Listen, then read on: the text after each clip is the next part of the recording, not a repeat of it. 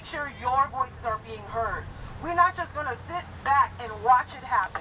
We are going to fight back. We must fight back. I am very afraid that, all aspects of this bill will be punitive to folks who are, disabled and maybe can't work, who are struggling and maybe can't find a job. People are going on interview after interview and unable to find work. And when you can find work, it's not paying a living wage. The cost of living is going up exponentially all the time. And people are in medical debt. People have student loan debt. And so people who are trying to work and improve their lives are stuck in this endless cycle of debt and not having enough. How many more of us have to suffer?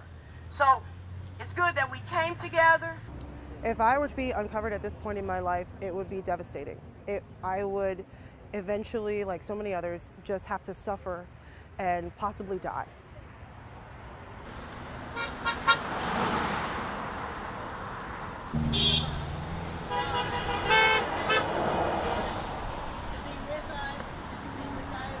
Say no! Say no! Say no! Say no! Say no! We're seeing an increase in Immigration and Customs Enforcement's budget at the expense of poor working class communities, so taking away from SNAP and Medicaid, and this is just not what we want our taxes to be going to and where our budget should be going to. And I am so happy to see so many faces.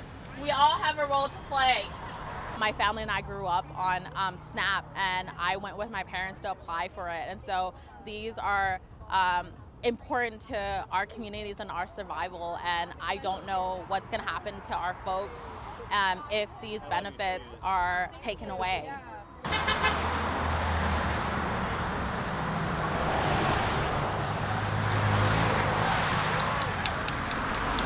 We're here to talk back, really, to our legislators about what's happening to persons who are receiving SNAP and Medicare that has been held up, and families need it for their for food for their families and medication for their children and themselves. So we're here to sound the alarm that we need our state, our national leaders to, first of all, kill this big, beautiful bill because it's impacting families, the SNAP program and the Medicare.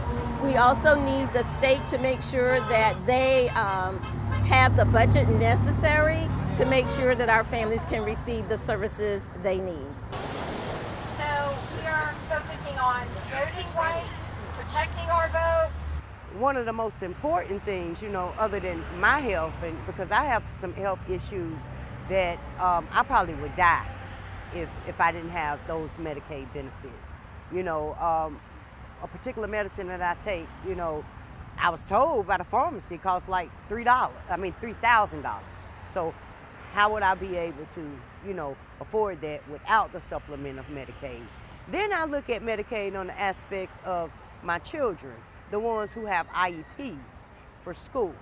So cutting out some of the Medicaid cuts may cut out some of those special education programs that my children need in order to become successful. This coffin represents the 51,000 that will suffer alone and possibly die in the next year if this big bad bill is passed. Groceries are so high these days. In order to have a nutritious meal, the poor and low wage need those supplemental incomes like SNAP benefits. One of my children has diabetes. Without Medicaid or SNAP benefits, with that nutrition, foods and things like that, being able to afford that for her life is at risk. Okay, without SNAP benefits, our refrigerators, a lot of our refrigerators will look empty. Okay, our children will be hungry. Our children will be frustrated. Call your reps, check your voter registration status, and keep on keeping on. All right, stand up, fight back. Thank you.